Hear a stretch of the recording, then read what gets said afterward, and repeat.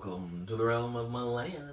Be a man, woman, a child, a spirit, creature, or demon. Be ye a native migrator, or maybe even an invader. Welcome, for I am your host, the Millennium Mailman. Yet again for another hot take hump day, week 24, Devil's Advocate. It is yet another hot take, and this is the day where I have all the compiled different hot takes from different corners and scours of the internet. They aren't even my hot takes, mostly for real. They're just perspectives, ideals, and opinions I think I can articulate and better convince people of than maybe the people who I noticed talking about them. Right? And for this one specifically, it's a bit of a targeted demographic anyway, right? And I feel like I can talk on this one. I'm gonna make it a trend of just freestyling these debates because I'm having less and less time to write them because I refuse to trade off my I refuse to dig into my book writing time. So I'm having less and less time to write out the videos. And this is a male-centric argument. So Wednesday, hot take is the day I have designated to allow for more debates, conversations, and stuff. And this is one of them, right? Really not even my opinions, just opinions I think I can articulate well, right? That's why it's a devil's advocate hot take instead of a personal hot take, right? They're not really my opinions and beliefs. They're just beliefs that exist out there that totally deserve a bit better representation, even if I don't agree with the perspectives. And this is one of them. But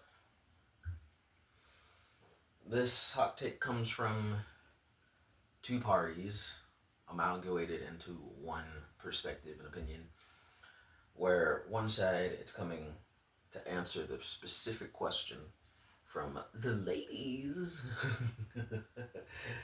asking, where are all the good men? It's been a trend for the last couple of years. It's not really a trend, but a trending question, EQ if you will, for all you literature buffs. The essential question being asked here by all the ladies is, where are all the good men? Right?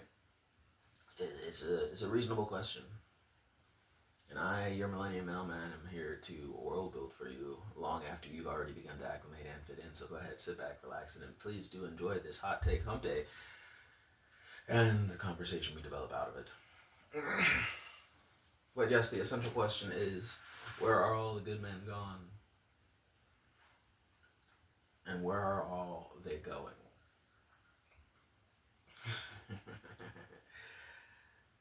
Where are all the good men? And after compiling a lot of the videos and discussions and debates from all those, I'll just say pill content creators, red pill, blue pill, black pill, who would a new pill, right? After compiling all that from the male side and the female side, I've come down to this conclusion that basically what everyone is trying to get together and say is that all the good men are dead, dying, or under somebody else's radar. Their good men are dead, they're dying, or somewhere under the targeted radar. And if they're not one of these three things, the only exception to this rule is that they're taken. They're taken. All the good men are taken by good women or not so good women. Or taken by the gay LGBTQYRS plus community. The good men are dead, dying, under the radar, or taken. That's where all the good men are at. Alright? Game's game. Right? Let me read it specifically out here. Most men are more than good, as the hot take goes. Devil's Advocate hot take, week 24. Most men are... You son of a banshee bandit. I'm gonna be loud as hell. Always right when I start filming. Gosh,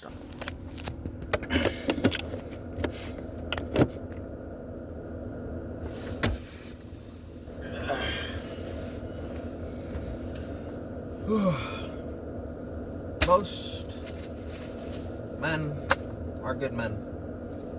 Most men are more than good. They're great. That's the Devil's Advocate hot take goes. They're so great, in fact, that they're self-destructively altruistic, like Superman. But they can't survive all that altruism like Superman because they don't have that hero plot armor defenses. So where are all the good men? Dying, dead, or somewhere 6 feet beneath your radar, about to be, if they aren't taken by someone else already. Hey, game's game. Game's game. That is the week 24 Devil's Advocate hot take. Right?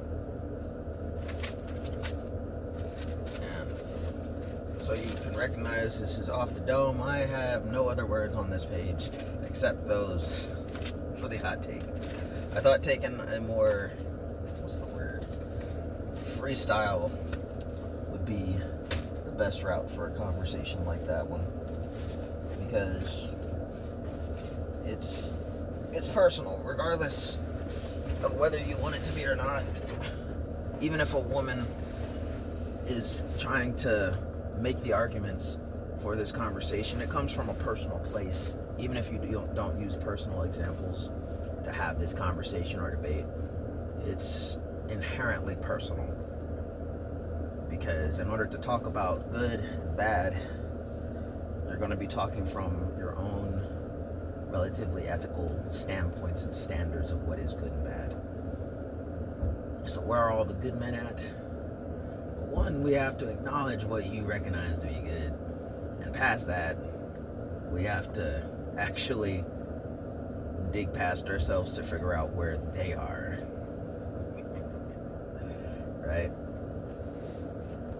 And what makes this such an intriguing conversation is because you have to consider where they are, what they are, if they ever existed, and where they be if they did or are existing. Where are all the good men? The good men are dead, dying, right? So part of the conversation that can be seen as kind of hard to address and acknowledge here would be I hate to do it, but I gotta address the women and men. The difference between women and men. Women can do anything the men can do anything the women can do. I understand. But we have to address the differences here for this portion of the argument, because we can go past that.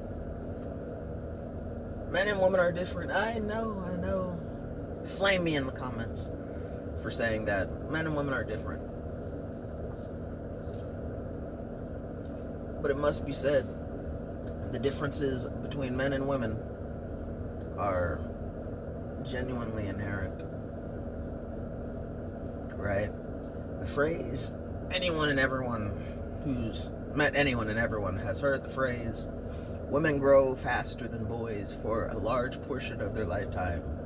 And if they haven't been hearing it, it's been internalized and rebuffed and reinforced just as much as those who have heard it again and again and again and again. Because if you haven't been hearing it again and again and again and again, it's been reinforced again and again and again and again, to make sure that after that first time you heard it, you never forgot it. Women mature faster than boys. They grow up, right? But the nuance onto that phrase that the devil's advocate perspective is going to pull in for this argument is that, sure, women grow up faster than boys, but that devil's advocate just won't allow me to recognize that they finish growing up faster than boys, right? Boys, males, men finish their maturity and growing up sooner than the women, right? Kind of in the same vein how the difference between wine and fermented, disgustingly fermented juice that goes sour after too long, right? Men age like fine wine and women like milk. Gross. Men, well, they take longer to mature into that very thing that everyone finds desirable. Men, they take longer. But they finish and get better and better far sooner than the women do. Try to age milk the same way you would age wine and everyone gets sick. You can treat all men the same and men will be better off because of it. But if you treat women the same as you would treat the women like aging and fermenting of milk and juice, it'll go from the sweet, awesome, best thing in the universe to some of the most sour, disgusting, sickening thing in all of existence. Men and women are different, right? It's just the thing. You can grow plants or you can grow weeds. You can grow plants or you can grow moss and mold. Moss and mold and all that dirty, disgusting things doesn't need anything at all in order to take over. It could be a terrible land and terrible soil.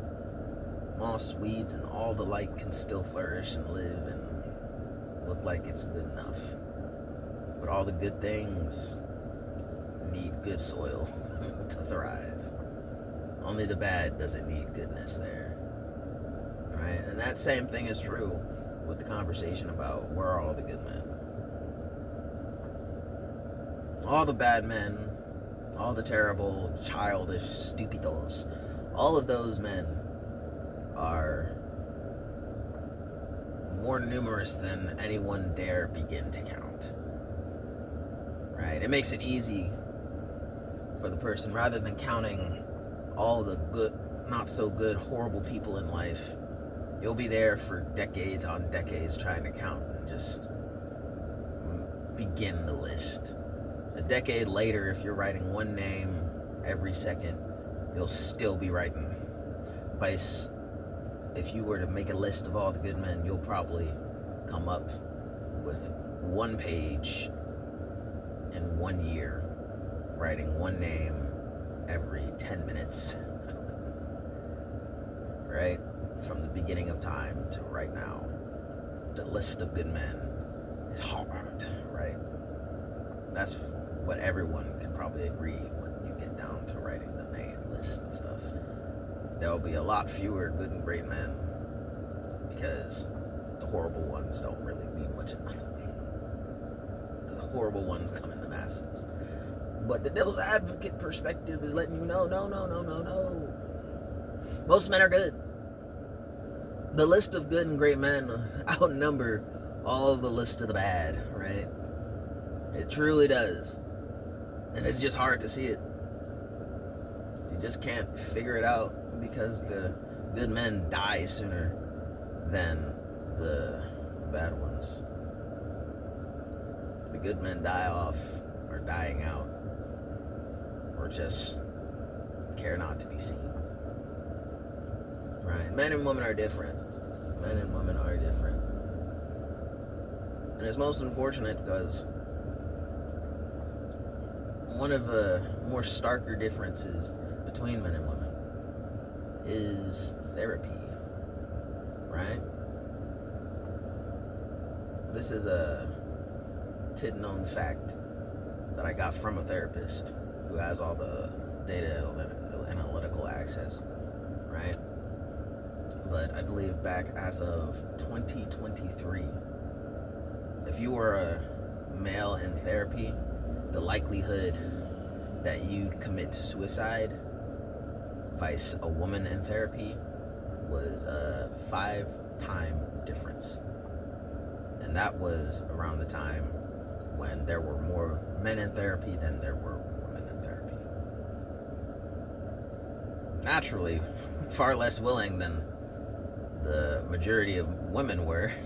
There were more men in therapy than there were women back in 2023. But there were less willing participants, men in therapy than there were women. And with that, the stark difference is true. But so long as you were a male identifier, you had the identification of male, you were 5 times more likely to commit suicide.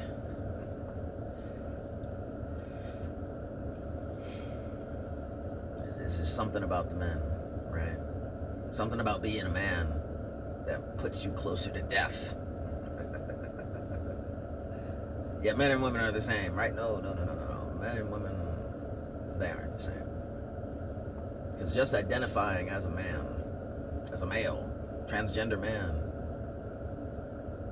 or a biological man, transgender woman, if you were associated with the identity of a male, masculine, anything, the likelihood of you dying jumps 5 times what it used to be. And that is tragic. That is the male reality. Men are dead, dying. They're 6 feet beneath the radar of the person finding them, if they're not already taken. That's where all the good men are. The therapeutic numbers is there to back it up. Go search and find. Right? I don't know what they are as of 2026, but they're out there somewhere. You can find them. See the trends. Men and women are different. Where are all the good men? Gone or about to be, if they're not already taken.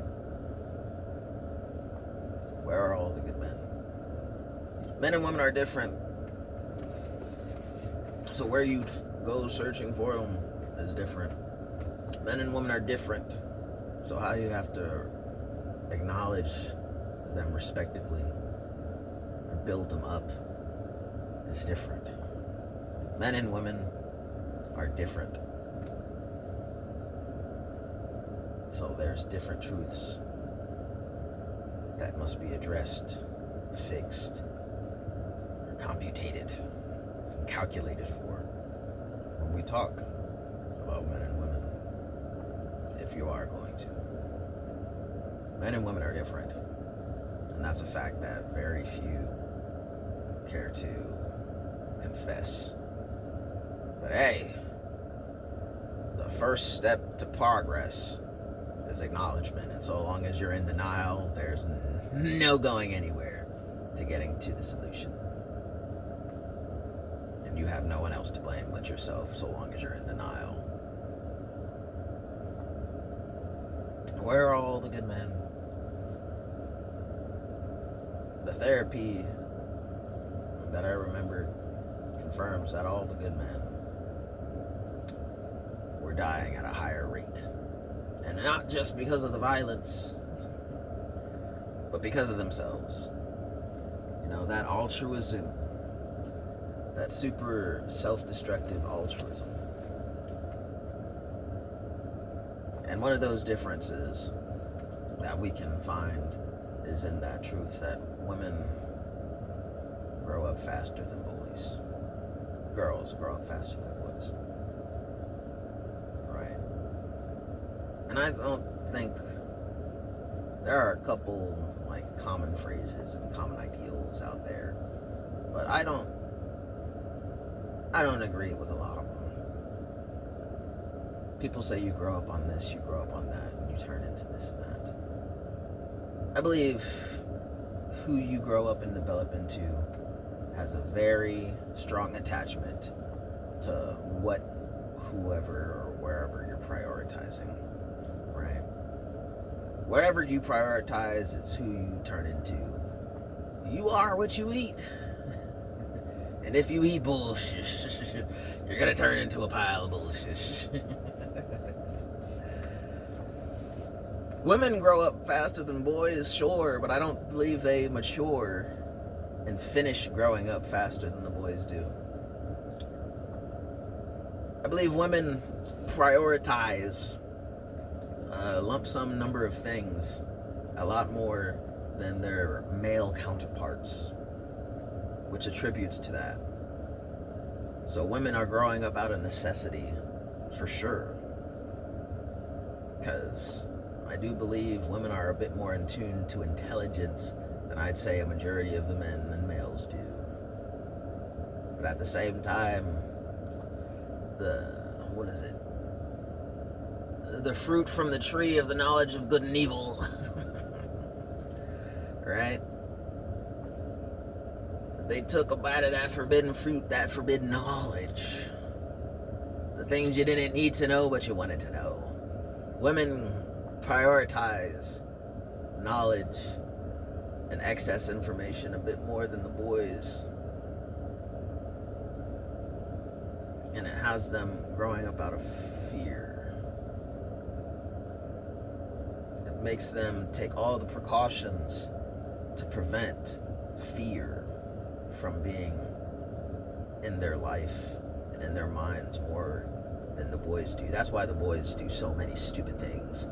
It's like, are you suicidal? You've got to be, because the death toll of men, be it suicide, be it accidents, or be it the violence, is far higher than any number of women. And it's all the men's fault. Women aren't killing boys the same way boys be killing boys and boys be killing themselves. It's an intelligence issue. The boys are dumb. All the boys. For the boys. Oh, dumb, the dumb with the gum. It's yours. Oh, by golly.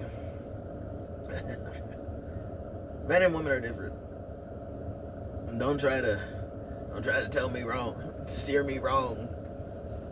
Because if men and women weren't so different, there would be a lot more dead women who are stupid and rightfully deserve to be called stupid. Women would be downed in droves just as much as the men were if men and women were the same. Men are dumb. Men are dumb. Men are simplistic creatures. Women are intelligent complexities, right? Men are dumb. But men grow up slower than women, but they finish growing up faster. Because women, and what the women prioritize, allows them and forces them to grow up faster. Men, they grow up slower, meaning they got more time to sit, soak, and soil and stew in their childish naiveties. Men are more naive for longer periods of time than women are, because women grew up faster, so the men didn't need to.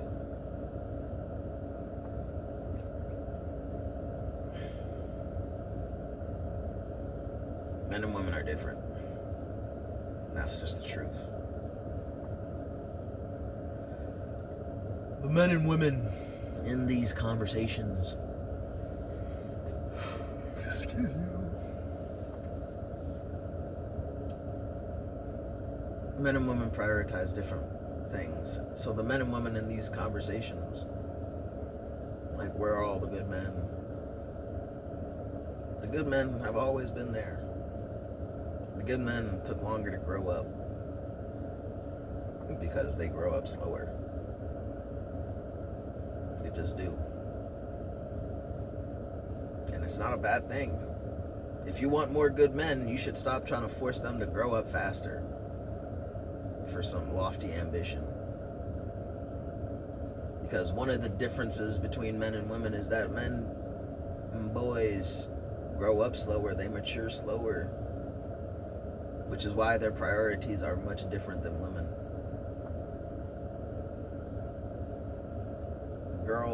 Women and girls alike have these priorities of adults in their youth. And both men and boys alike, the older they grow, it seems like the more childish they are, because male dreams, male priorities are so childish.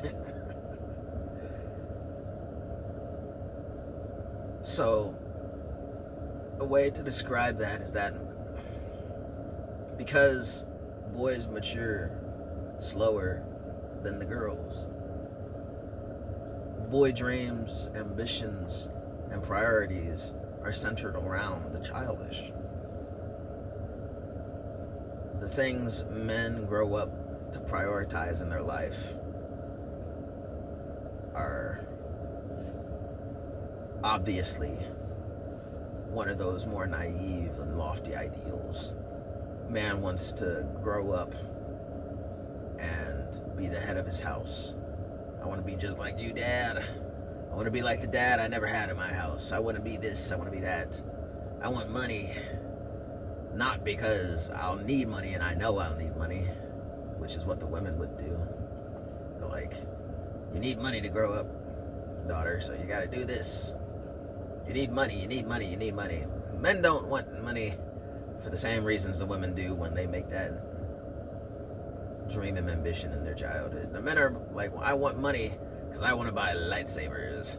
I want to be able to buy anything and everything I want. I want to be able to get this. I want to be able to get that. I want.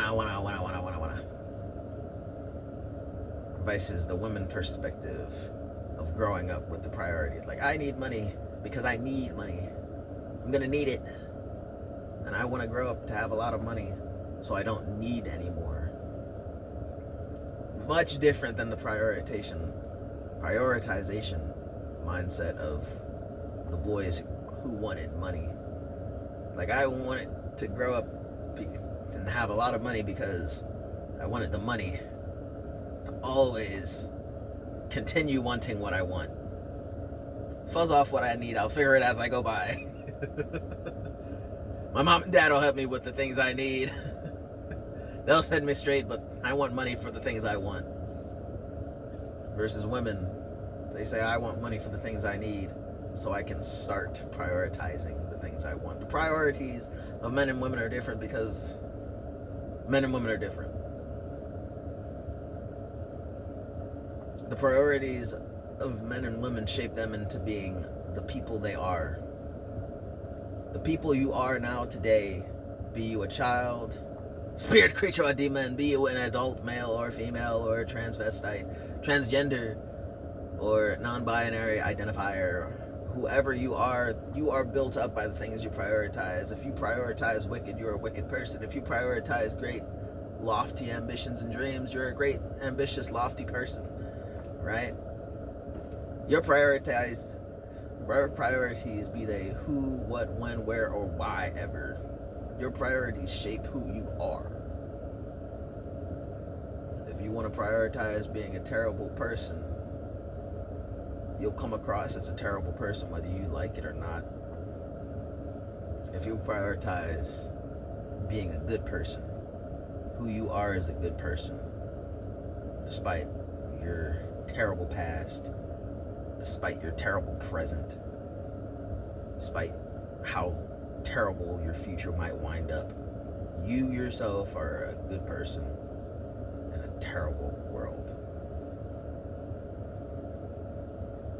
It doesn't have to be a bad thing. It can be a good thing. It doesn't mean anything will be easy. And that's just an unfortunate truth you gotta live with. People are what they prioritize in and around their life. Whether they like it, care to admit it or not. That's just who you are. And that makes men and women different. Because girls mature faster than boys. But they don't finish maturing any faster than the boys do.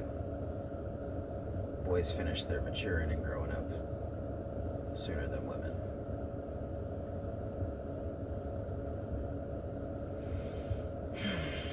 But because the boys mature and grow up a bit slower than the women, it makes all the boys' priorities rooted in that sweet, innocent things. Which is why most men are good. In fact, most men are more than good. They're so great, right? Because part of that childish nature of all the boys is all the boys, all the men, all those good, great men that you can't seem to find, they all made all their dreams and ambitions around the superhero characters, those action figures, as opposed to your dolls. All the men want to be superheroes. They want to be heroic. They want to be grand and great. They want to be looked up to, admired, for entirely different reasons than the women do. Want the same things, but for different reasons, and that's why boys and girls are different. Because even if you want the same things, the reasons why you want them are different.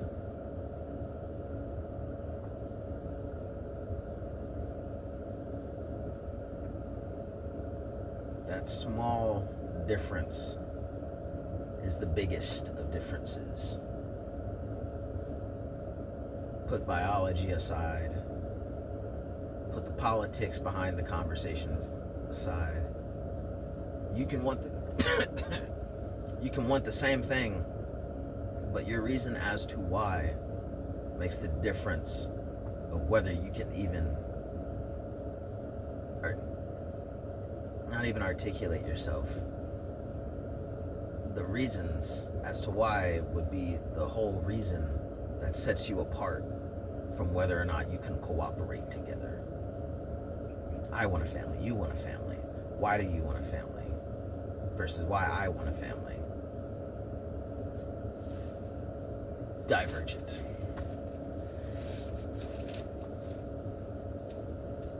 It's all about priorities. Because a priority is the biggest reality here. Men and women are different. And it's okay. But it doesn't make it any easier. Not in the slightest. Not if you're honest.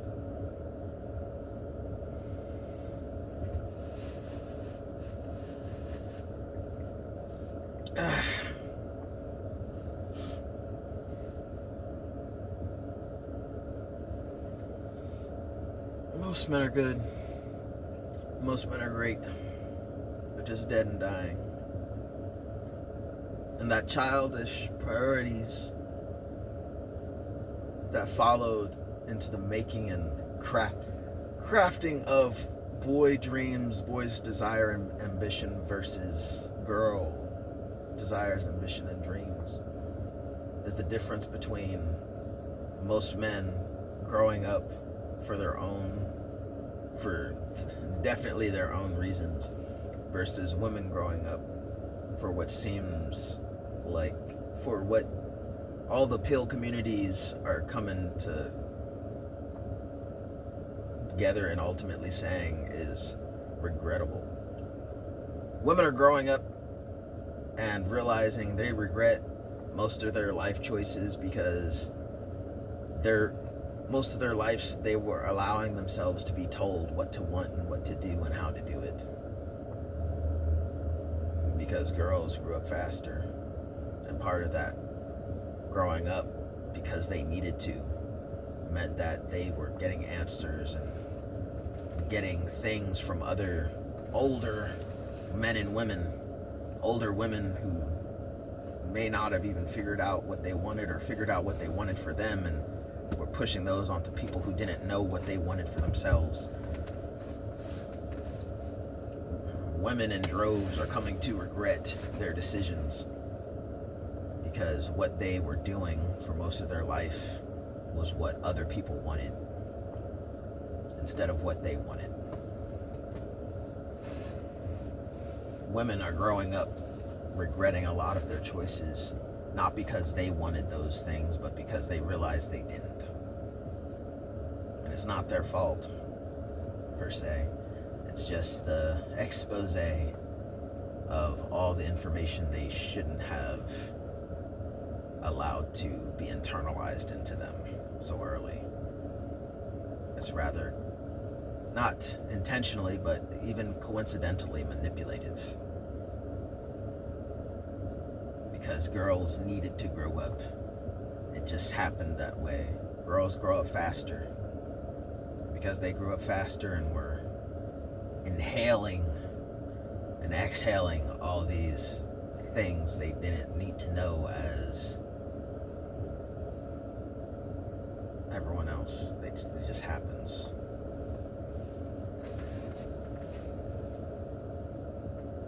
It just happens. Men and women are different, and women grow up faster than boys. Girls grow up faster than boys. So girls grow up with the warlock on one shoulder, all those men, older men, and then all the old hags and sad sack of bones, saggy sacks of bones. Women on one shoulder, and men on another shoulder, right? You got those warlords trying to tell these girls what to do, and that will never sound good. So the girls growing up are less likely to listen to that old man, be it a wise old man or a dirty, nasty pervert of an old man. The women aren't growing up listening and obeying that shoulder at all for most of the life, which is why you have the idea of the coven, the witches' cauldron, where all the women are growing out to be the same, all these girls the same, if you know that song, right? All the pill communities are coming to these certain conclusions about the girl sisterhood, the coven, witchdom, and it's all because the girls, because they're prioritizing different things, because they're growing up faster out of certain necessities that they prioritized. The girls, there's strength in numbers, so they get into these cliques of sisterhood, as I believe it's known, and they start making community priorities that may or may not serve themselves. They make these pacts, these witch coven pacts, to be faithful to each other first. For women by women, let's get it straight, right? And they don't all find it fulfilling. And in certain sectors, if you look at numbers, apparently most of those women don't even find the coven that and cliques they get into all that fulfilling. And I dare say it's not because of what they're accomplishing and what they're getting isn't what they want, but because it wasn't their goals. It wasn't truly what they desired.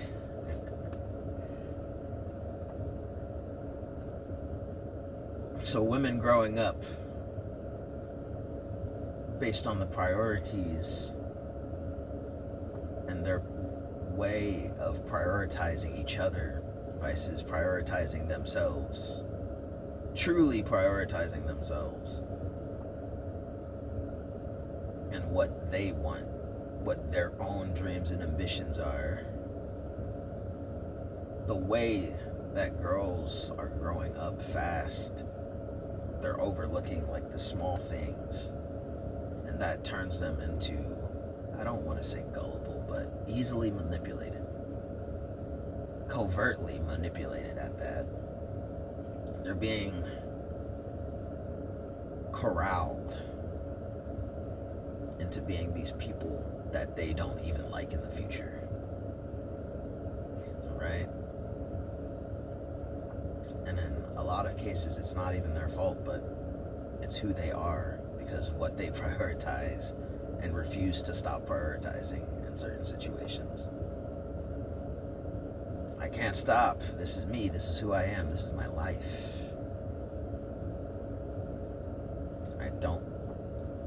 I can't change that, right?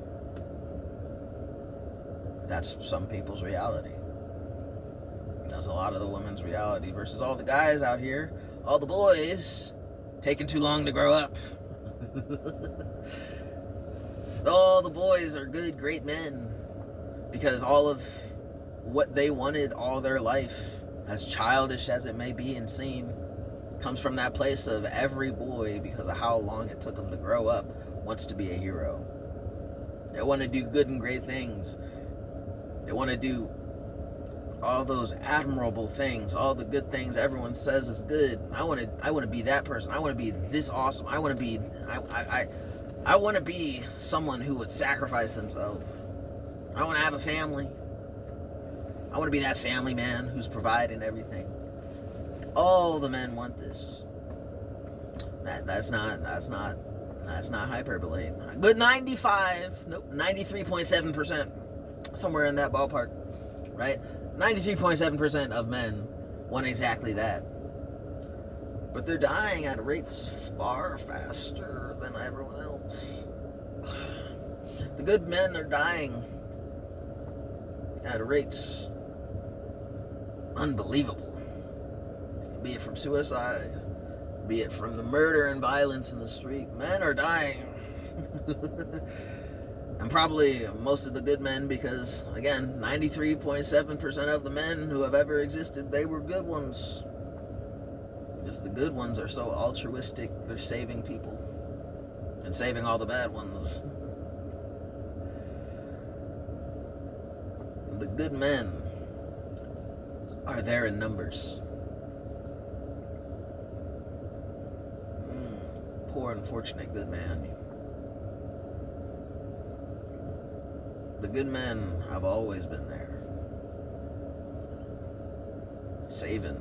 Because their dreams have always, for one, been their dreams and not anyone else's for them.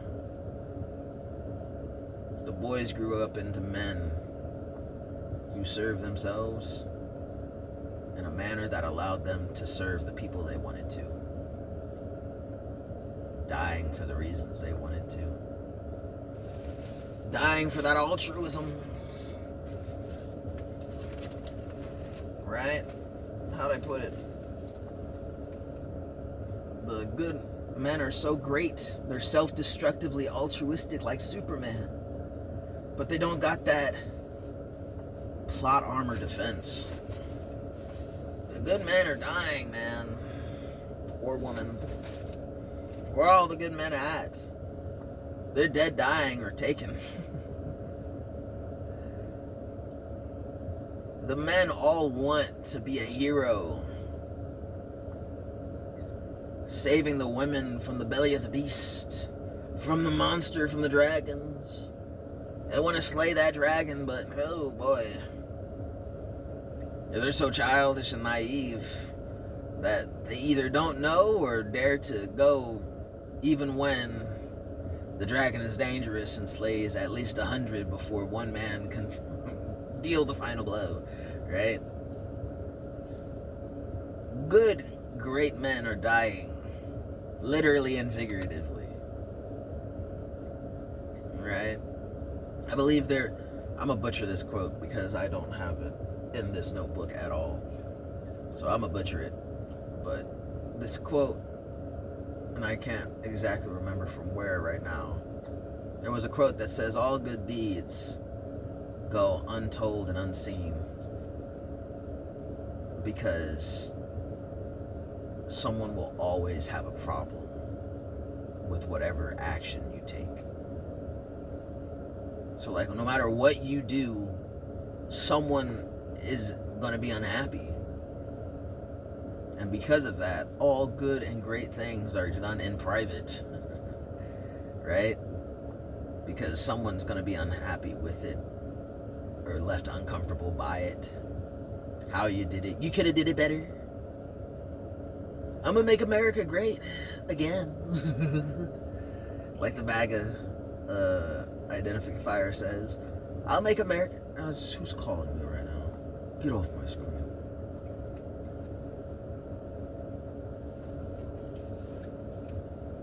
I hate that. But yes, everyone has something to say about the MAGA, right? Like, it could be good. Making America could be good. Making America could be great. Truly. But because there's always a hater somewhere, because there's always a troll somehow, someone will always have a problem with it. And that is why all good and great things are done in secrets. Because the moment it is exposed, the haters will come out in droves. Because no matter what you do for the LGBTQ, there will be haters ruining the mood, ruining the atmosphere, slowing down the momentum that you work so hard to get. And grab you with a shovel and beat them upside the head. That's violence. I can't do that. I can't say that. I said nothing.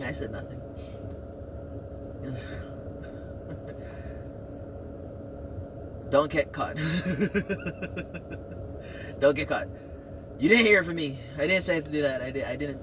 I said nothing of the sort. How dare you slander me?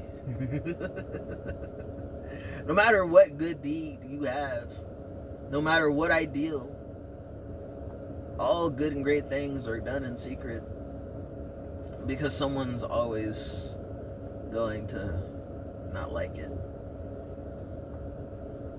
So with there being like, I'm going to stick with this number for real.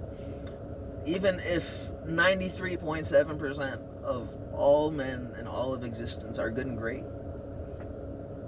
in this world of technological intelligence and advancement, the ability to keep all your good deeds in secret is virtually impossible. Because the moment the good and great men do something, it gets exposed. It's getting exposed repeatedly, day after day, time after time. It's impossible to keep a secret nowadays. Gee whiz. So regardless of whatever you did being good, the moment it gets exposed, all the bad comes to light, all the evils, right? That's how it works.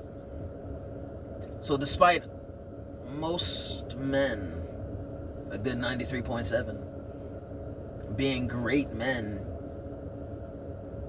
even their good deeds can get twisted into being some form of evil, so totally wrong, because someone somewhere has a problem.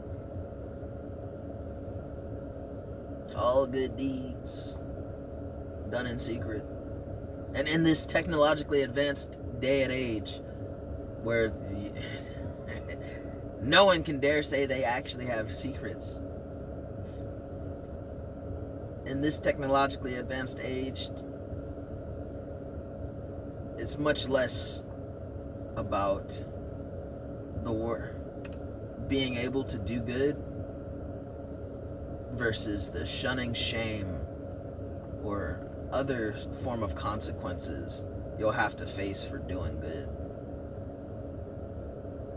Most men, when they see and encounter wrong, they want to do something, and they don't stop out of fear, but it's a concern, but it's out of concern for those they already are doing some good to and for, that they hesitate. It's not that they're not scared of the consequences, they're not scared of the backlash. But again, these great altruistic heroes trying to do some good and greatness, they don't want more people to suffer. And more people do end up suffering for them doing some good sometimes. You go on these black, blue, red pill communities, and they're all saying something along the lines of, you can do a good thing nowadays, but it's going to be on TikTok in 5 milliseconds, right? And if you dare look at the comments, you'll have, no matter what you do, you put a ring on her finger, you gave her a house, you gave her a family, you gave her this, you gave her that, you gave her the world. And all the witches' covens will be down in the comments shaming you. And you'll have none of the bros giving you the support, the minuscule amount of support you needed to see. You could be a fellow woman.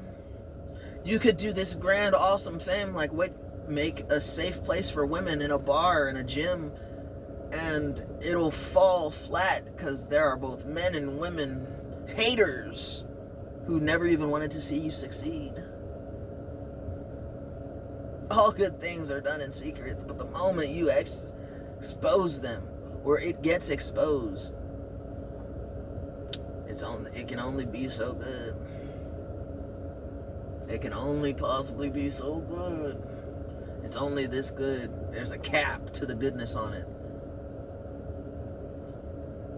You'll be ostracized. You'll be torn apart by the hyenas. Right? And men do that. They're willing to. And the men who are willing to get torn to sunders. The men who do that, push caution to the wind to save and be heroic one more time, are dead. Left there in the cold to die, dying nice and slow. Till they either literally die, or they, what's the phrase? The villain arc? The men and women are different, but most men are good. So good, in fact, that they are left dead, dying, or converted from a good man into a dead good man and a all too living terrible person. Hashtag villain arc. Oh man. But yes, most men are good. Most men are actually more than good. They're so self-destructively altruistic. But they don't have that Superman heroic plot armor to come to their defense when whatever truth is exposed. Their truth, the truth, someone else's. They don't have plot armor saving them. So most of the good men fall under the radar. Most good men are left wondering whether the good deed they'll do will even be considered good. Like there was a man who noticed a child falling from the 5th story of an apartment or complex or whatever, and he was sued and nearly went to prison.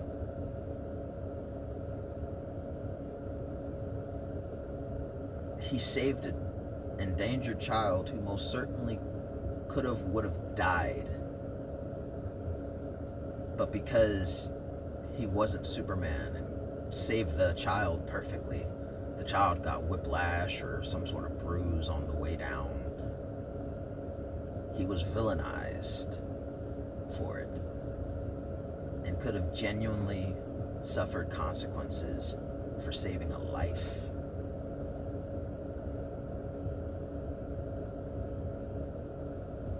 And that's most men's reality.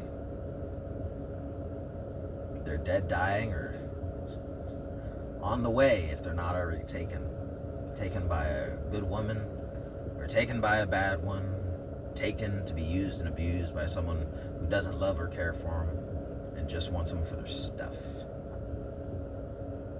Those types are the ones who are converting the good men into the villain arc men, right? The ones who would dare to use and abuse a good man until they are sick of being good.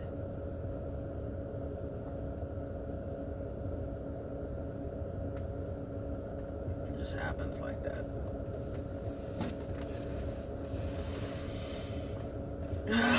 But most men are good, most men are great. And self-destructively so at that. And that's the truth. Because men and women are different. They really are. Whether you care to agree or not. And for the latter half of this video, I'm going to just make examples.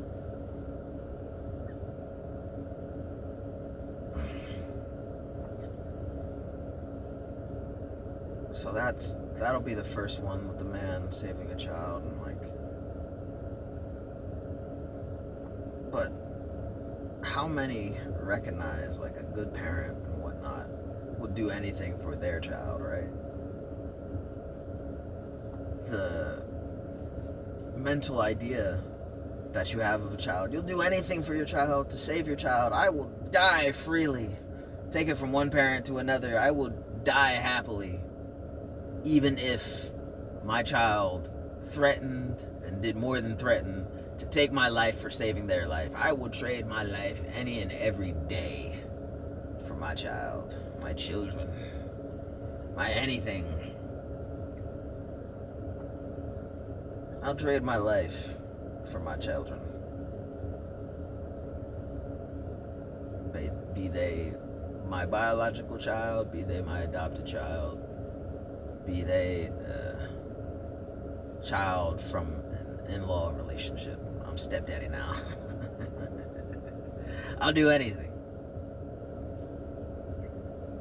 My child said that if I dared save them, they would kill me for it.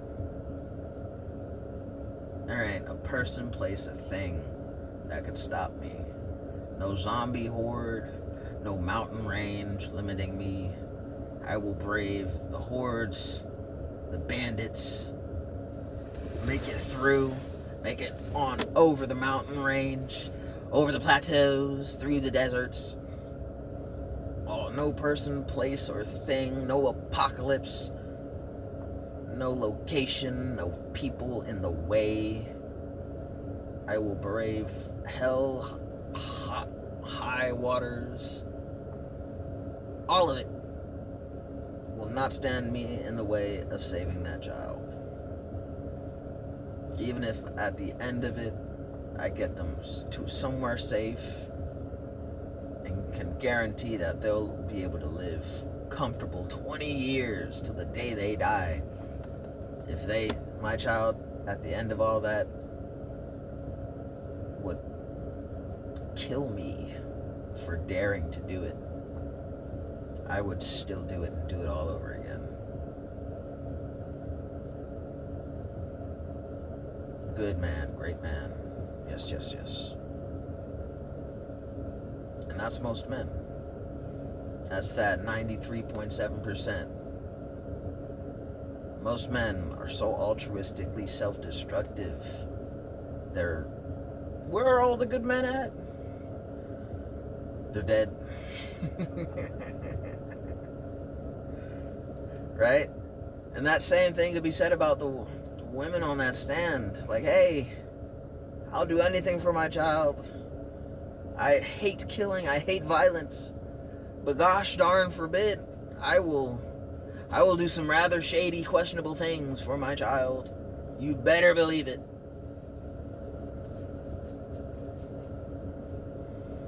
How many of you would do that for any demographic that hated your guts? That's just... How many of the black specific community would go about out of your way to save a bunch of KKK Klans members? That white supremacy deal. How many black people would go out of their way just because they were capable and competent enough? Like, hey, I'm going to save that whole town of KKK members because there's a flood going on or whatever, right? Pick a crisis. Person, place, thing. Pick anything, right? You're a black person, man or woman. You're a black person. You know that town is specifically KKK Klans members. You're going to go out of your way, save that town. And they notice you save that town. They recognize that you definitely saved them. They're going to kill you or make you experience a pain and suffrage worse than death just because you are you. How many black people would still do it? Would still save them, even if it meant death?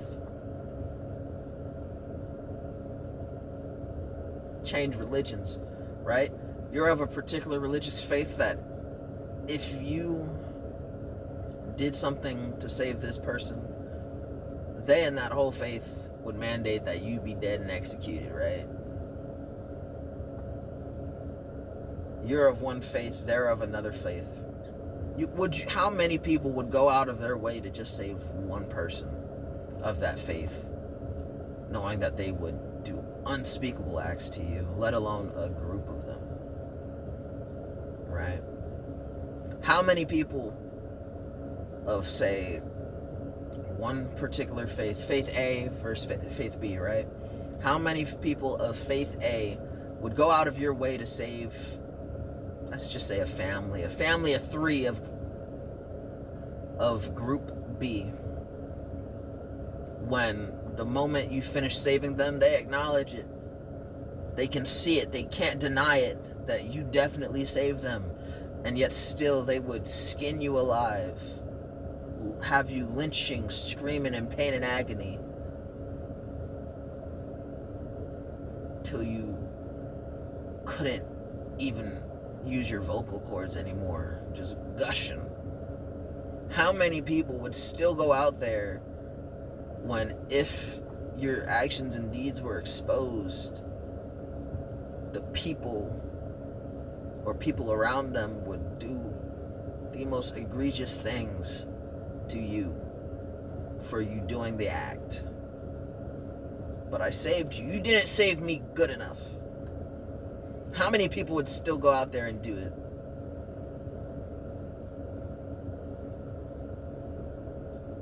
How many people, let's pick women, how many women will go out of your way to save a known rapist in your community? God forbid this was your rapist, right? How many women would go out of your way to save that individual?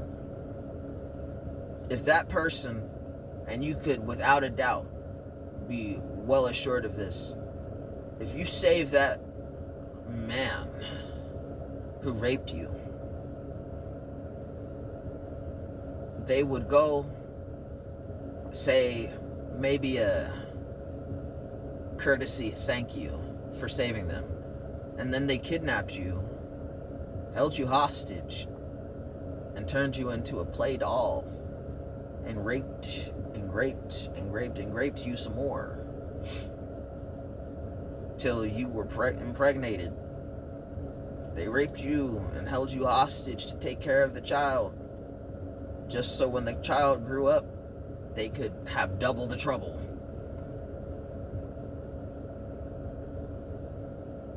Play with that child of yours in front of you.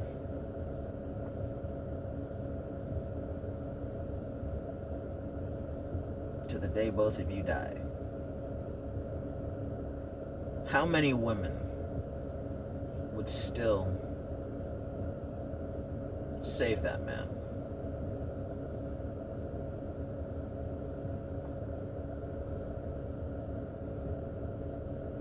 You don't have to answer out loud. You don't got to put it in the comments. But how many of you, if put in a situation where saving people meant there are some serious repercussions upon you, how many people, men, women, non-binaries, how many people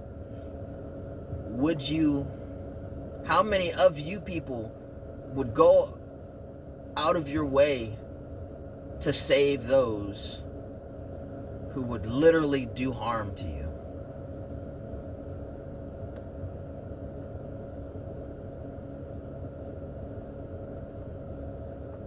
In this modern day dating atmosphere, that's exactly what it is right now. It's a bunch of altruistic men going out of their way to be and do everything they're being asked of, and beaten to a bloody pulp.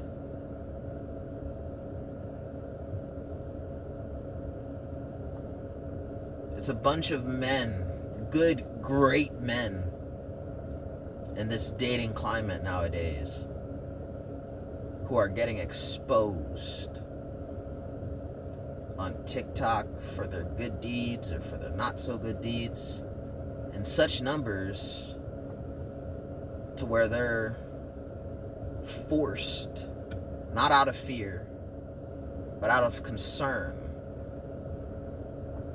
to isolation. Good, great men forced into silency. Because what? Because some woman who wants them to be a better man can't help themselves. All men are trash, you're right. All men are dirtbags, you're right. Good men don't want to fight. The great men refuse to fight, refuse to acknowledge it, because their priorities are different from the women's and from all the girls. The good men have different priorities than all the bad ones, because men and women are different. They grow up different, grow up at different speeds, and have different things to prioritize out of necessity.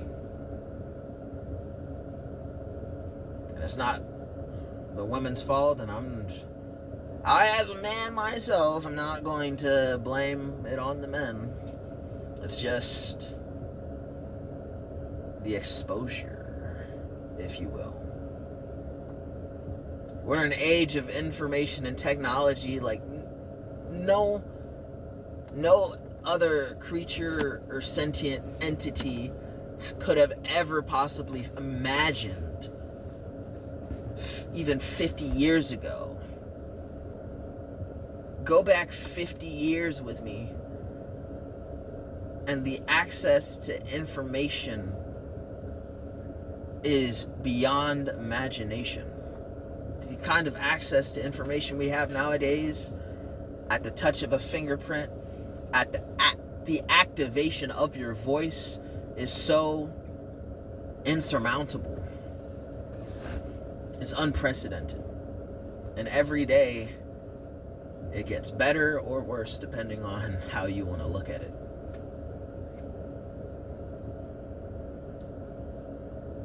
Everything's good in moderation, they said. And then we started giving everyone unlimited access to being unmoderated.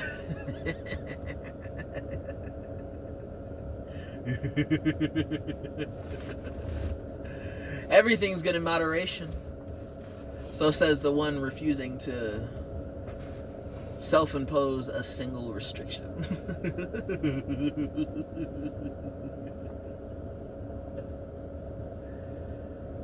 Yes, everything is good in moderation. But who's going to limit themselves in a world of freedom? So all the people having a problem with dating, finding that good gal, or finding even a decent man, understand the greatest selection of men, unsoiled by their traumas and experience, are younger than the fine wine you're looking for.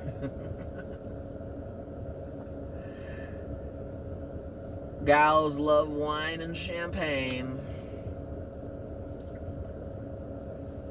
No, I said that wrong, darn. All the girls love wine, but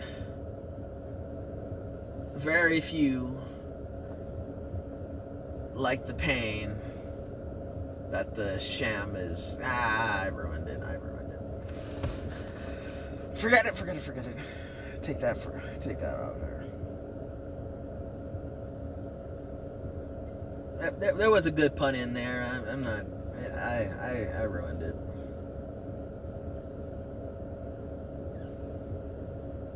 I ruined it. I said it wrong. Thinking faster than I could speak. I wasn't keeping up. I ruined it. But yes, men and women are different. Girls and boys are different. And there's no problem with that. It's just a matter of priorities, because what you prioritize throughout your life make up who you are in life. And it's just a fact of the matter that girls grow up faster than boys. So the things girls prioritize for most of their life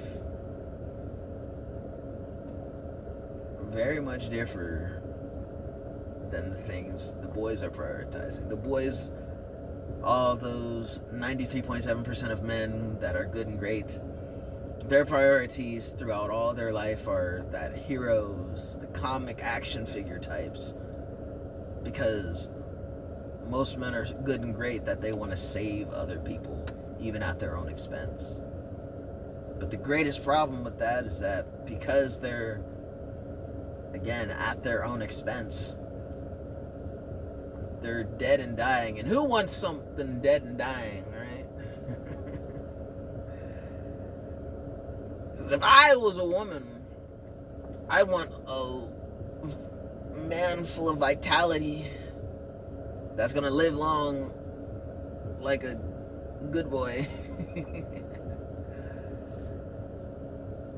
Like, I'm sure I would love a dog, but at the same time, I don't want it to be as short-lived as a dog. I want it to last me long. I don't want to buy in to have to redo and restart finding a new man like I would a new car or a new part or a new tub or something, a new toilet seat. Like, oh, gross. I don't want to have to deal with a new one. I want a great man that I can that'll last and be awesome the entire time I'm using it. Like, dang.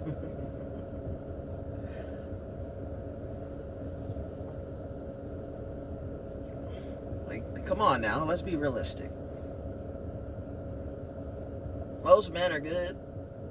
Most men are great. But the thing that most people don't want to hear is that they're taking too long to dig in and get access to it. Because it is possible. I think it's like a Batman quote. You either die a hero or you live long enough to see yourself turn into a villain. Dark Knight Rises. Not the hero they wanted, but sure as hell the hero they needed me to be, right? Most men are exactly that. May not be the hero they wanted, but I was sure as hell the hero they needed when they needed me. Now, Most men are dying out here, dying to be hero and do the right thing. And the other ones that aren't dying are living long enough to see themselves turned into villains.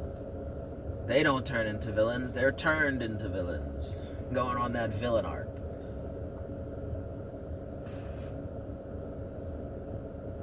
So where are all the good men? Dead, dying, under your radar, taken. Or gosh darn forbid, all the good men are somewhere in your past because they're villains now. You and some other people took too long to find them. You and some other people were a part of the problem that turned them into the villains they are, because they weren't always villains.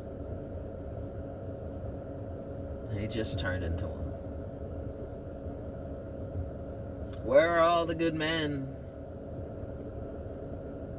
The good men are gone, sweetheart. And you have no one to blame but yourself for taking so long to prioritize finding the men with the qualities of being the best man for you. You have no one to blame but yourself, because that man always existed. That man just isn't around for you anymore. Now I'll end it off on this note. When I was little and I was going fishing with my grandparent, I call him Hun, because apparently when I was real small, my grandmother would call Grandpa Honey. Honey, honey, I'm home. So I would mimic my grandmother and call my grandpa Hun, because that would just be too many syllables to add the EY. Hun, Hun, Hun. Attila the Hun. Hun. So my grandpa, we would go fishing all the time, and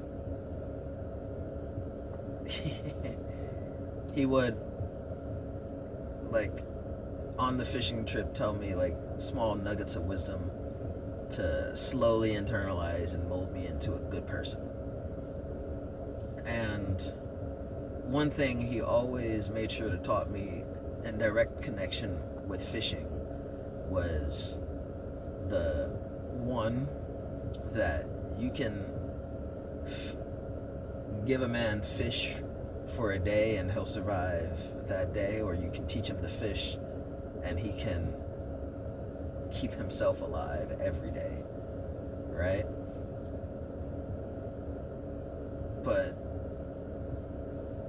number two is that he'd always talk to me about how there is such a thing as waiting too long. Like, hey, when you see the bobber go under the water, if you're not just reel fishing, right? If you see that hook bobber go under the water, that means there's a fish on the hook. Don't just feed the fish, catch the fish. You gotta pay attention, you gotta notice, you gotta be patient, but you can't rush it, so you can't rush it. But if you take too long and you do nothing, you're still gonna come out with no fish. It's a timely endeavor. You don't want to rush it. But if you take too long, you'll still wind up with nothing. You could be fishing all day and have nothing to show for it. And that guy right down a few feet over, fishing next to us, he could come here and stay for only 2 hours and go back home with a full bucket of fish, pound after pound of fish. And he stayed here for far less time than we did, because he was fishing properly. He was doing what he needed to do, and he was doing it solidly and consistently. So he didn't have to stay here all day, but we have to stay here all day because you're just taking forever. you're catching nothing. You're going to be here all day and have nothing to show for it. The same way in this dating scene, there are men and women getting to be 50, 60 plus years old, in their late 30s and their late 40s, or even their later 50s, 60s and beyond, single, alone, refusing to acknowledge whether or not they would dare say they had a fulfilling life. Lying if they do answer it. Yeah, I feel fulfilled. I don't have a family to show for it, and I'm kind of homeless on the New York park bench right now, but I'm happy with where I am. Couldn't have had a better life to live. Yeah, I have 39 cats that'll maul me in my sleep the moment I die, but hey man, at least I got something. Yeah, I have an attack dog who I sometimes forget to feed and will probably feed on me the moment I die in my home because they're already starving. But yeah, I like the life I live. No people, no family and friends I could look to. Honestly, no friends to speak of. I think most people hate me. More people hate me than they like to hear my name. I think most people who hear my name, if they own a gun, would like to shoot at whoever spoke my name. Right?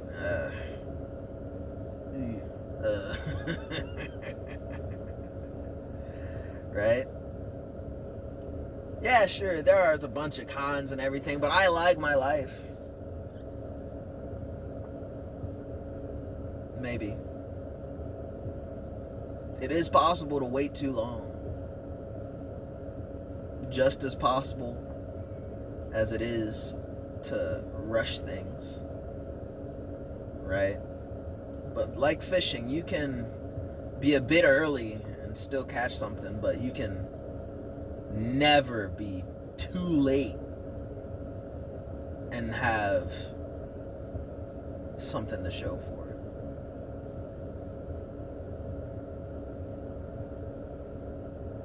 Especially when you're sacrificing something. Because there is the idea that, hey, it's never too late to get started, right?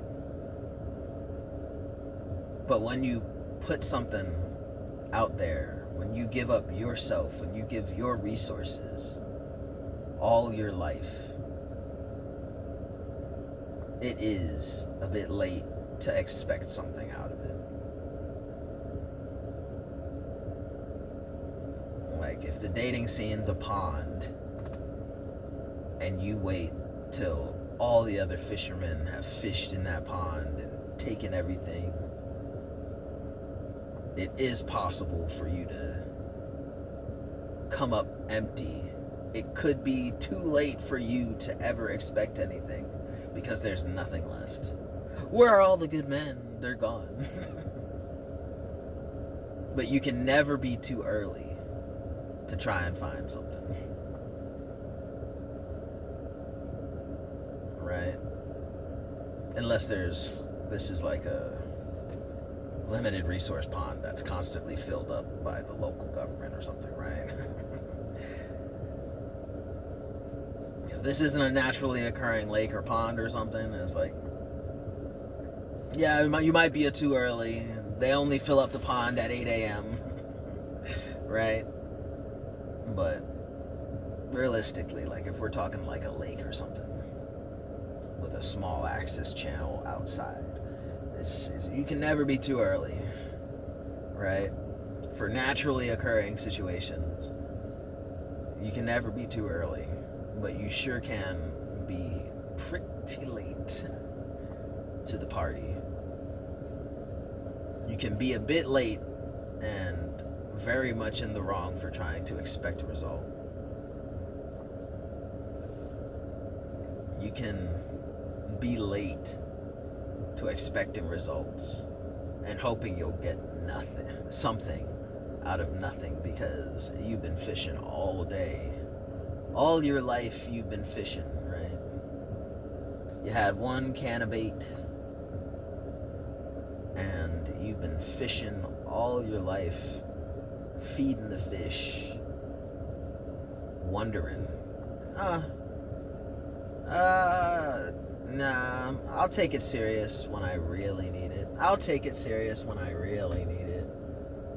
But I'm not going to stop fishing. I'm not going to stop throwing my line out and putting new worms and new bait and new frogs and new small fish out here. I'm not going to stop. And then you run all out of bait. Your reserves run out too on meals. And now you actually need to catch fish. But you got no more bait to give. And you got nothing. And that quite literally leaves you desperate, fishing in the troubled waters. Darn, where are all the fish? There are plenty of fish in the sea, right? There's plenty of fish. Where are all the good men at? I've been hearing about them all my life. The neighbors got a good fish collection, and they got a good stock of reserves. The people in 2 towns over, they got some, and they're posting photos, telling all the stories about how they got them. I've been fishing in the same lake they've been, but I haven't been catching nothing because your priorities were different. You prioritized having the fun instead of catching fish. You prioritized feeding the fish and the experience, but you done lived your whole life as a fisherman not catching fish. Sure, you are the happiest fisherman experience in all of existence because you never ever had to stress about fish. You never ever had to deal with that and tolerated it. But now, at the end of your fishing career, you got no fish on the line. And no one is as embarrassed by the fact that you have nothing to show for it than you. Yes, you were the happiest fisherman, the happiest fishing career, but your outcome just isn't what you expected, was it?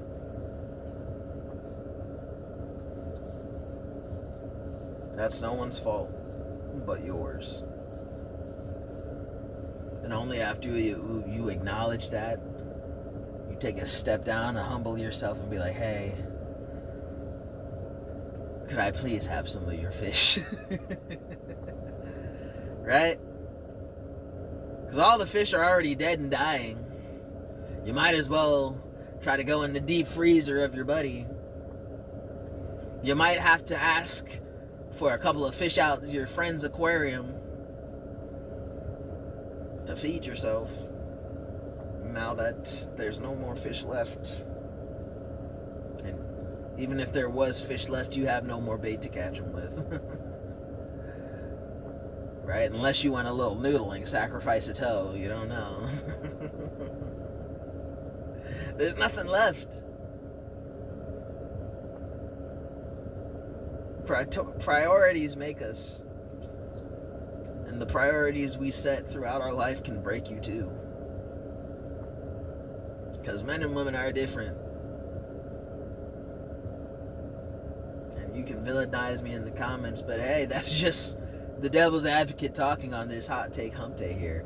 It wasn't me. I'm just your Millennium Mailman. Because hey, that's just me. Your Millennium Mailman delivering the news, bits and diddles from the realm of Millennia's devil's advocate for you.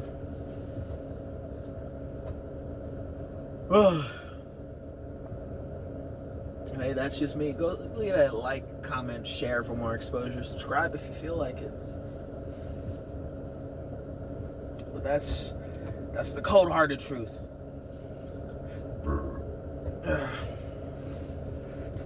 That being said and done, GoFundMe is always in the description box down below. If you want to contact me directly, millenniummailman@gmail.com. Community page, the community page. Go, always welcome to it. But I don't really hate it. I don't like doing videos in the car, but by golly, if the alternative is listening to people in the house being loud in the background, I'd rather make videos in the car. I hate all of you guys. Love you guys though. Peace, love, happiness. Bye. Oh, God, I love family, dude.